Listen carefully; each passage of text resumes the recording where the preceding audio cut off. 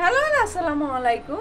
আজকে বৃষ্টির দিন, এটা শুক্রবারের একটা ব্লগ। সারাদিনই বৃষ্টি হচ্ছে, তাই খিচুড়ি খেতে কার না মন চাবে। তাই আমারও খিচুড়ি খেতে মন ছিল, তাই আমি একটুখানি মাংস নামিয়ে নিলাম, যে মাংস দিয়ে খিচুড়ি রান্না করবো। আর মাংসটা প্রথমেই আমি একটু কষিয়ে নিলাম সব ধরনের মশলা, যেভাবে আমি মাংসটা রান্না করি অনেক আগের অনেক ব্লগে শেয়ার করেছি মাংস রান্নাটা, সেভাবে মাংসটা জাস্ট কষিয়ে নিলাম। যেহেতু খিচুড়ির সাথে দিয়ে দেবো, সেখানে মাংসটা কিন্তু পুরোপুরি হয়ে যাবে। আমি একটু সামান্য পানি দিয়ে মাংসটা কষিয়ে নিয়ে এখন খিচুড়িতে, যেহেতু আমি মাংসের সব মশলা দিচ্ছি, খিচুড়িতে তেমন কোনো মশলা দিব না, শুধু একটু তেল আর পেঁয়াজ কাঁচামরিচ দিচ্ছি।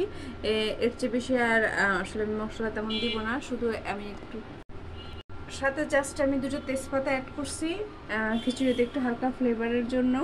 আর তেমন কোনো মশলা ইউজ করিনি। আমি একটু লবণ, হলুদ আর ধনিয়া গুঁড়া, যেহেতু খিচুড়ি সেহেতু হলুদ তো একটু দিতেই হবে, এটা একটু মিক্সড করলাম। ফার্স্ট টাইম ভুলে গেছিলাম ওই হলুদের কথা, তারপরে আমি আবার হলুদ আর ধনিয়াটা দিয়েছি। আর এই যে আমার মাংসটা আমি নামিয়ে নিয়ে এসেছি, এই মাংসটা দিয়ে আমি খিচুড়ি রান্না করব। এই যে চাল ডাল আমি আগেই ধুয়ে সব রেডি করে একসাথে বসিয়ে দিতেছি। এই যে আমি হলুদ আর ধনিয়াটা অ্যাড করছি, চাল ডাল আমি এবার ভালো করে মশলার সাথে মেখে এর সাথে আমি মাংসটা অ্যাড করে একসাথে বসিয়ে দিব। বৃষ্টির দিনে কিন্তু এরকম খিচুড়ি খাওয়ার স্বাদই অন্যরকম। আমি সবসময় বৃষ্টি হলে খিচুড়ি খেতে পছন্দ করি। আর এর সাথে আমি একটু আলু দিচ্ছি, এই যে মিক্সড করছি, আর কোনো সবজি দেবো না যেহেতু আমি মাংস দিতেছি।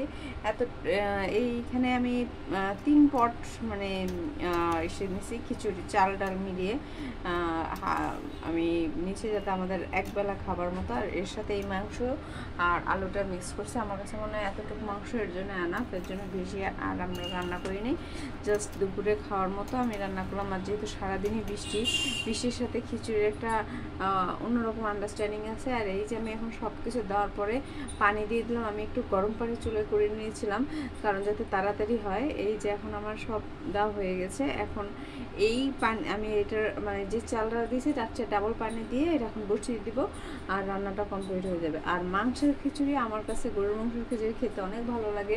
অনেকে মুরগির মাংসের খিচুড়ি খায়, ডিম খিচুড়িটা আমার কাছে আসলে ডিম খিচুড়ি বা মুরগির মাংসের খিচুড়িটা ভালো লাগে না, মাংসের খিচুড়ি ভালো লাগে। আপনাদের কার কার কাছে গরুর মাংসের খিচুড়ি ভালো লাগে অবশ্যই কমেন্ট করে জানাবেন।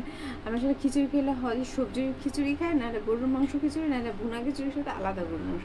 কিন্তু ওই যে মুরগি বা ডিম খিচুড়ি আমি খুব একটা পছন্দ করি না, এই জন্য বৃষ্টির সিজনে আমি খিচুড়ি রান্না করি, প্লাস মাংসটা অ্যাড করার চেষ্টা করি সবসময়, মাংস না হলে সবজি দিয়ে রান্না করি।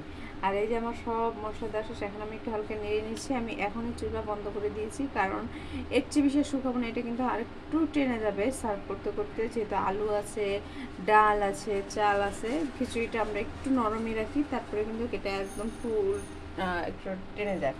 আর আলুতে তো এমনিতেই পানিটা নেই। এখন কিন্তু আমার পুরো পারফেক্ট খিচুড়ি হয়ে গেছে, দেখতে যেমন আকর্ষণীয়, যেটা কিন্তু খেতেও অনেক লোভনীয় হয়েছে। সবাই খেয়ে কিন্তু আমার অনেক প্রশংসা করছে, খিচুড়িটা অনেক টেস্টি হয়েছিল। আর খিচুড়ি তো বৃষ্টির দিনে এমনিই খেতে ভালো লাগে, এর আসলে স্বাদ বলে বোঝানো যায় না। এই যে আমার খিচুড়ি আমি সার্ভ করছি, কেমন লাগলো খিচুড়ি রেসিপিটা অবশ্যই জানাবেন। আর আপনারা আমার চ্যানেলটা সাবস্ক্রাইব করে পরবর্তী ব্লগগুলো অবশ্যই দেখবেন। আর আমার কাছে কিন্তু বৃষ্টির দিনে এরকম খিচুড়ি হলে আর সাথে কিছুই লাগে না। আপনাদের কার কার এরকম হয় কমেন্ট করে জানাবেন। ভালো থাকবেন, আল্লাহ হাফেজ।